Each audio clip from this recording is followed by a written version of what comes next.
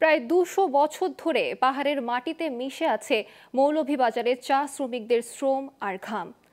তাদের কঠোর শ্রমে প্রতি বছর চা উৎপাদন লক্ষ্যমাত্রা ছাড়িয়ে গেলেও দারিদ্রতা ছাড়েনি তাদের। আজও ন্যায্য শ্রমের দাবি থেকে অনেকটাই পিছিয়ে আছে, অথচ তাদেরই হাড় ভাঙা পরিশ্রমে বদলে গেছে চা শিল্প। কিন্তু পাল্টায়নি তাদের জীবনযাত্রার মান, পিছু ছাড়েনি অভাব অনটন। মৌলভীবাজার থেকে একে অলোকের তথ্যচিত্রে ডেস্ক রিপোর্ট। চায়ের রাজ্য মৌলভীবাজার। এখানে রয়েছে ৯২টি চা বাগান, রয়েছে প্রায় ৪.৫ লাখ চা শ্রমিক পরিবারের বসবাস। অবশ্য নিয়মিত কাজ করছে কমপক্ষে ৭০,০০০ শ্রমিক। আর জীবনের ঝুঁকি নিয়ে বাগানে যারা কাজ করেন তাদের অধিকাংশই নারী। প্রতিটি পরিবারের একজন নারী শ্রমিক রোদে পুড়ে বৃষ্টিতে ভিজে চা পাতা তুলে যে মজুরি পান তা দিয়ে চলে না সংসার। এ দেশের অন্যতম রপ্তানি পণ্য চা হলেও এখনও সেখানে রয়েছে বেতন বৈষম্য।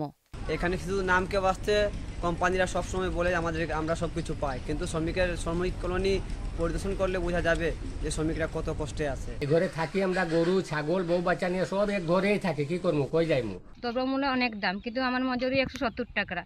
এই জন্য আমাদের কিছুই হচ্ছে না। সরকারের কাছে দাবি আমাদের একটু যদি আমাদের মজুরি বাড়িয়ে দেয় আমাদের ভালো হবে।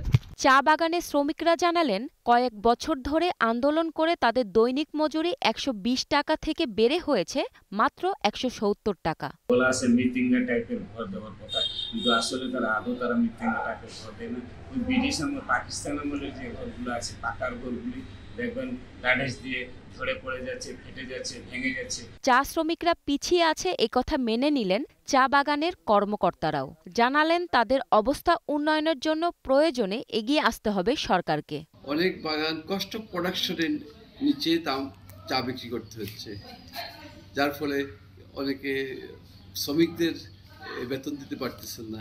এদিকে নিলামে চায়ের দাম না বাড়ায় ক্ষতিগ্রস্ত হচ্ছে বাগান মালিকরা বলে জানালেন শ্রম অধিদপ্তরের কর্মকর্তারা। শ্রম আইনে যে তাদের অধিকার এবং তাদের যে সমস্ত সুযোগ সুবিধা নিশ্চিত করার কথা বলা হয়েছে সেগুলো আমরা নিশ্চিত করতে পেরেছি। মূল কথাই হচ্ছে যে শ্রমিকের একটা সুশাসন হবে এবং শ্রমিক তার অধিকারের নিশ্চয়তা পাবে। তবে শ্রমিকদের শ্রমের মূল্য ও আবাসনের বিষয়টি প্রধানমন্ত্রীর বিবেচনায় আছে বলেও জানান তিনি। Global television news desk.